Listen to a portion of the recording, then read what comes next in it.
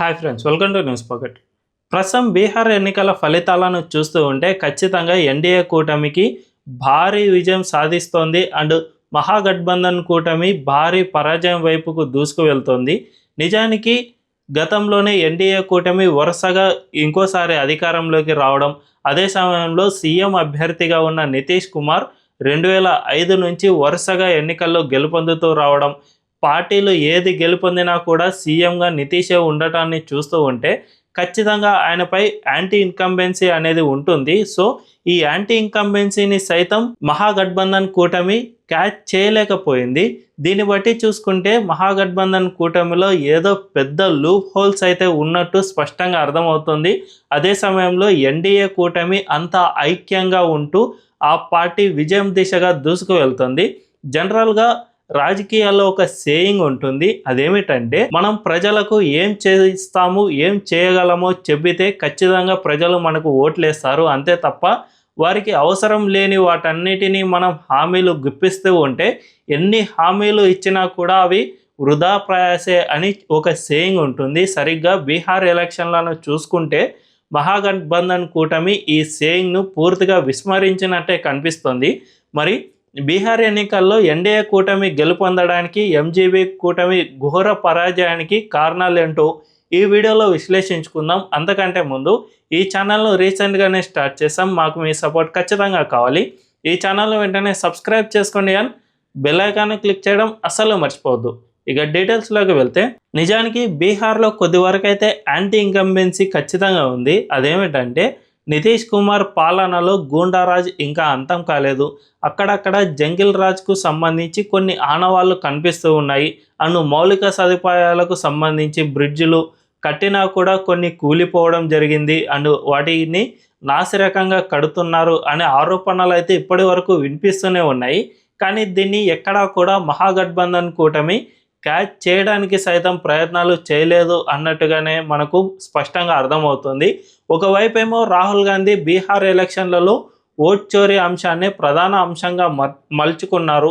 అయితే ఈ ఓట్ చోరీ అనే అంశం ఒక వివాదమే కావచ్చు, రాహుల్ గాంధీకి అది కరెక్ట్ అని అనిపించవచ్చు. కానీ బీహార్ ప్రజలకు ఈ ఓట్ చోరీతో అసలు వాళ్ళకున్న సమస్యల ముందు ఇది ఒక సమస్యనే కాదు అనే పరిస్థితుల్లోకి వారు వెళ్ళిపోయారు. ఎందుకంటే ఆ రాష్ట్రంలో తమకు మౌలిక సదుపాయాలు అండ్ అక్కడ వలసలు ఎక్కువగా ఉన్నాయి కాబట్టి, మన రాష్ట్రాల్లో ఎక్కడ చూసినా కూడా బీహార్ నుంచి వలస వచ్చిన వాళ్ళు ఇక్కడ పని చేసుకుంటూ ఉన్నారు కాబట్టి వాళ్ళకు ఉద్యోగాలు కల్పించడం ఇలాంటివి చాలానే ఉన్నాయి. దీన్ని ఎక్కడా కూడా రాహుల్ గాంధీ తన ఎన్నికల ప్రచారాస్త్రంగా మలుచుకోలేదు. జస్ట్ ఓట్ చోరీ అంశాన్ని కొన్ని నెలల తరబడి ప్రచారం చేశారు. అంతేకాకుండా రాహుల్ గాంధీ సరిగ్గా ఇదే టైంలో విదేశీ పర్యటనకు వెళ్ళారు. ఒకరోజు కాదు, 2 రోజులు కాదు, ఏకంగా 15 రోజుల పాటు విదేశీ పర్యటనకు ఆయన వెళ్ళడం ఆశ్చర్యాన్ని కలిగిస్తుంది. బీహార్ లాంటి ఇంపార్టెంట్ రాష్ట్రంలో ఎన్నికలు జరుగుతూ ఉన్నా కూడా ఆయన విదేశీ పర్యటనకు వెళ్ళడం, అదే సమయంలో ఇక్కడ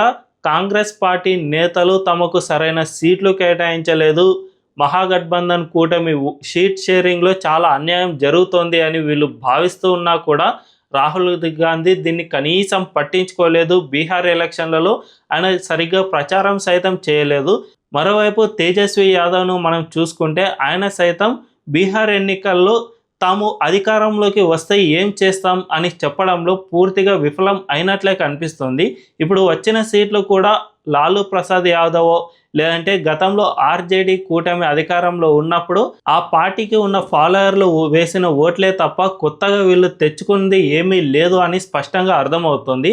మరోవైపు ఎన్డీఏ కూటమి మాత్రం తాము అధికారంలోకి వస్తే రాష్ట్రంలో ఇప్పటి వరకు ఉన్న గూండారాజును పూర్తిగా అంతం చేస్తామని యోగి ఆదిత్యనాథ్ అక్కడ ప్రచారం చేయడం, అదేవిధంగా బీహార్ను పూర్తిగా అభివృద్ధి చేస్తాను అని చెప్పడంలో మోదీ బాగా సక్సెస్ కావడం, నితీష్ కుమార్ సైతం సుశాసన్ బాబుగా అక్కడ పేరు ఉండటం, ఇవన్నీ కూడా ఈ పార్టీలకు కలిసి వచ్చాయి. అదే సమయంలో మహాగఠబంధన్ కూటమి పార్టీలకు ఇది నెగిటివ్ అయ్యాయి. ఈ నెగిటివిటీని పోగొట్టుకోవడానికి ఎట్టి పరిస్థితుల్లోనూ ప్రయత్నం జరగలేదు కాబట్టి ఎన్డీఏ కూటమికి ప్రజలు ఇంత భారీ మెజారిటీని కట్టబెట్టారు అని మనకు స్పష్టంగా అర్థమవుతుంది. సో ఇప్పటికైనా రాహుల్ గాంధీ అండ్ తేజస్వి యాదవ్లు దీనిపై ఆలోచన చేయాల్సిన అవసరం ఎంతైనా ఉంది. బీహార్ ఎలక్షన్లు మరో 5 ఏళ్ల తర్వాత వస్తాయి కాబట్టి రాహుల్ గాంధీ మన దేశంలో జరిగే మరొక ఎన్నికల్లో అయినా ఇప్పటి నుంచే స్పష్టంగా పని చేయాల్సిన అవసరం ఎంతైనా ఉంది. గతంలో దేశాన్ని ఏలిన కాంగ్రెస్ పార్టీ ఇప్పుడు చాలా వరకు కుచించుకుపోతుంది. బీహార్ ఎలక్షన్లలో 10 నుంచి 20 సీట్లు గెలుపొందిన ఆశ్చర్యమే అన్నంత పరిస్థితిలో ఆ పార్టీ దిగజారింది. కాబట్టి ఇప్పటి నుంచైనా రాహుల్ గాంధీ నిజమైన ప్రజా సమస్యలను తెలుసుకుని వారి కోసం పోరాటం చేస్తే ఎంతో బాగుంటుంది. అంతే తప్ప ప్రజా సమస్యలకు దూరంగా వెళ్ళి ఏదో ఓటు చోరీ జరిగింది కాబట్టి నాకు ఓటు వేయండి అని చెప్పడం వల్ల ఎటువంటి లాభము లేదు అన్నది మాత్రం స్పష్టంగా అర్థం చేసుకోవచ్చు. రీసెంట్గానే ఆయన కొంతమంది మీడియా ప్రతినిధులపై అంటే జనరల్గా రిపోర్టర్లు ఉంటారు కదా, వాళ్ళపై దాడికి సైతం దిగేంత పనికి పాల్పడ్డాడు. ఎందుకంటే ఓటు చోరీ అంశంపై మీరు ప్రచారమే కల్పించడం లేదు, దానిపై ప్రచారం కల్పిస్తే ఖచ్చితంగా కాంగ్రెస్ గెలుపొందుతుంది. సో మీరు మోదీ కోసం వర్క్ చేస్తున్నారు కాబట్టి ఈ అంశంపై మీరు ఎట్టి పరిస్థితుల్లోనూ ప్రచారం కల్పించడం లేదు, అందువల్లనే కాంగ్రెస్ పార్టీకి ప్రజలు ఇంకా నమ్మడం లేదు అనే విధంగా వారిపై వాగ్వాదానికి దిగాడు. కానీ దీనివల్ల ఎట్టి పరిస్థితుల్లోనూ లాభం లేదనే చెప్పుకోవచ్చు. గతంలో ఈవీఎంలపై వీళ్ళు ఎన్నో ప్రచారాలు చేసినా కూడా ఎట్టి పరిస్థితుల్లోనూ లాభం లేకుండా పోయింది.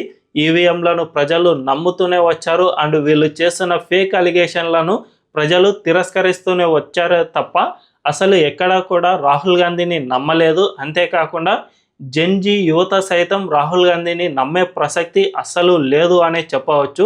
రీసెంట్గా బంగ్లాదేశ్ అండ్ నేపాల్ ఇలాంటి దేశాల్లో జెన్జీ ఉద్యమం వల్ల ఆయా ప్రభుత్వాలు అధికారాన్ని కోల్పోయిన పరిస్థితి మనం చూస్తూనే ఉన్నాం.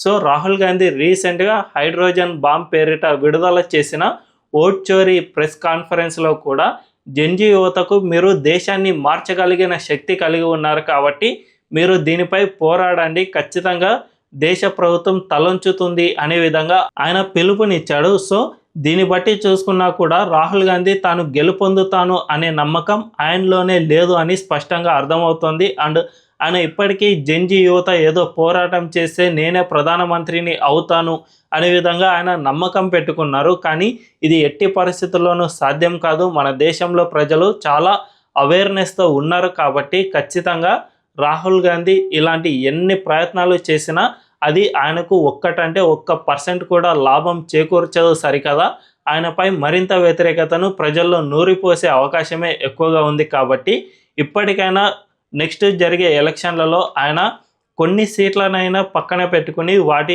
కోసమే ఎక్కువగా ప్రచారం చేయడం ఇలాంటివి చేస్తూ ఉంటే మెల్లిమెల్లిగా ఆ పార్టీ ఎదుగుతుందే తప్ప ఇలాగే ఏదో ఎలక్షన్ కమిషన్పై నెపాన్ని నెట్టి తాను చేస్తున్న ప్రచారాన్ని అసలు ప్రజలకు సంబంధం లేకుండా ఏదో ఒక ఎన్నికల ఫీట్ లాగా చేస్తే ఖచ్చితంగా ఇలాంటి ఓటమిని మరిన్ని చవి చూడాల్సిన పరిస్థితి ఏర్పడుతుంది అన్నది మాత్రం రాహుల్ గాంధీ గుర్తుపెట్టుకోవాల్సిన అవసరం ఎంతైనా ఉంది.